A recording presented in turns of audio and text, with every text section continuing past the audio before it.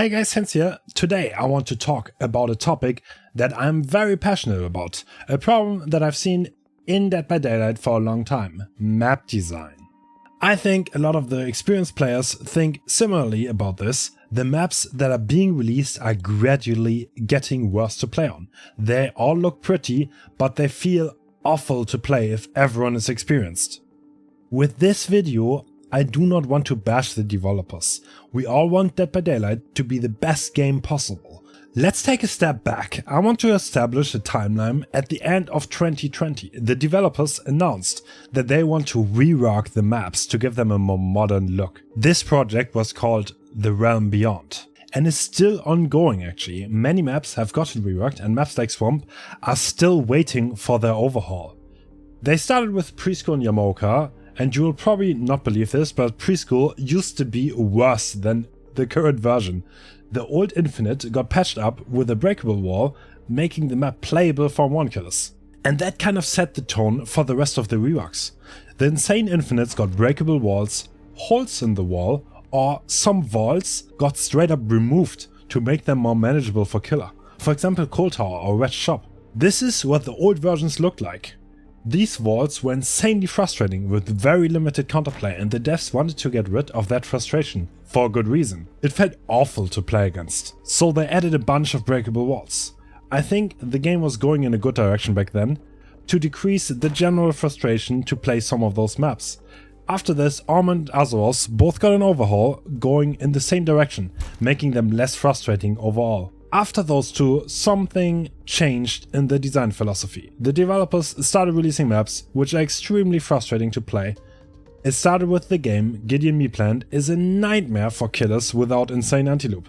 The amount of pellets on this map is insane, and the funny part, the huge majority of them are extremely safe. One of the most hated maps in the game. But the very next map that they released got so much backlash that a lot of people straight up refused to play it.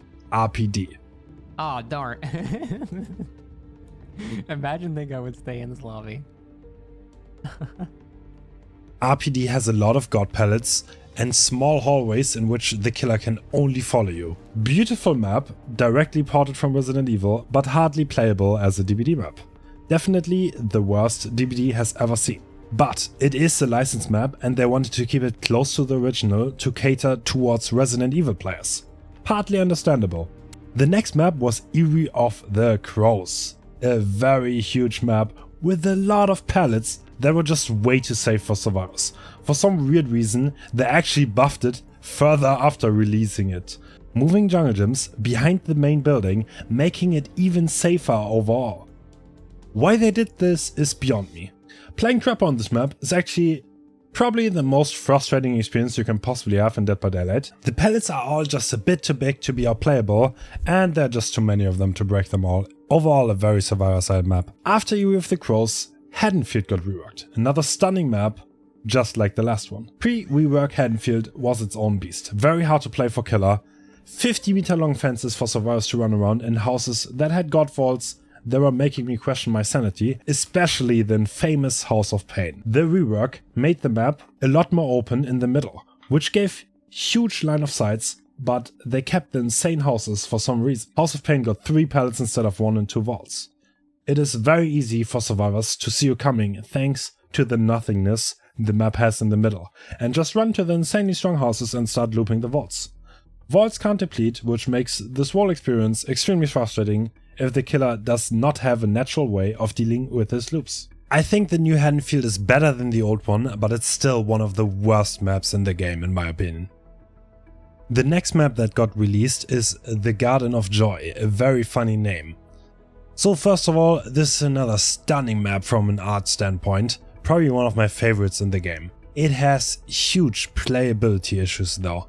There are bushes literally everywhere on the map that survivors can walk through, but the leaves block nearly every killer ability. Billy, Baba, Huntress, Plague, Demo, Oni, Blight and Twins all get severely handicapped in using their power on this map.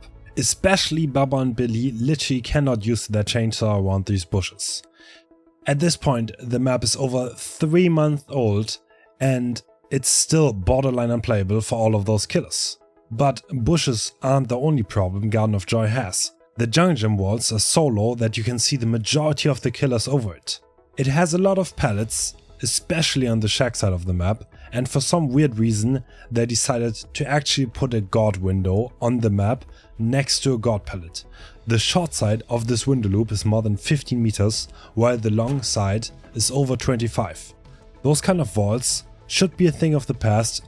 In 2020, breakable walls got added to combat those kind of windows because they were so frustrating to deal with. To top it off, after the survivor vaults 3 times, there's a god pallet right next to it too. Overall, a very big map with lots of loops for survivors and an insane main building with the strongest window that is currently in the game, on top of bushes that block killer powers for no reason at all. And now for the actual reason why I'm making this video, the new RPD maps. To make RPD more playable, they split it in 2 parts, East Wing and West Wing. The difference between the 2 maps is very small, each of them have a section of 1 wing cut off. The majority of the playing area is the same on both of them. It seems like the developers put a lot more pallets on the map to compensate for the smaller size, especially the middle of the map is staggered with god pallets. It's a mind-blowingly bad idea to put 2 pallets on this staircase that is in essence just a really long loop. The stairs are funnily enough just far enough across that it's impossible to start chase and start getting bloodlust on. The old god room got a second pallet and an opening which made the window a bit easier to vault repeatedly. The upstairs part of the library is closed now, but it actually got a second pallet. They also added an outside part to the map that doesn't have a strong pallet but a long line of sight which enables survivors to run away really early and go back towards the middle section that is very stacked on pallets. I think these versions of RPD will be a lot harder to handle for most killers. I can see a bit of a trend with the recent design maps. A lot of them feel very frustrating to play, for their own reasons. I think it's fairly funny that the devs are saying that killers don't kill enough. Eyrie of the Crows and Garden of Joy definitely are 2 of the most survivor-sided maps in the game right now, and RPD might as well just join them.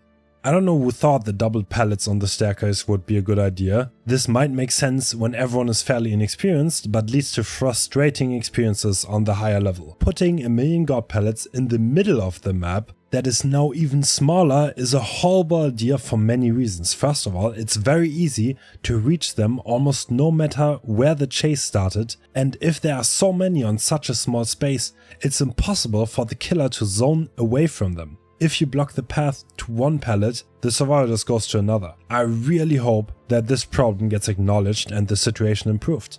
The old RPD was kinda okay because the majority of survivors didn't know where to take the killer.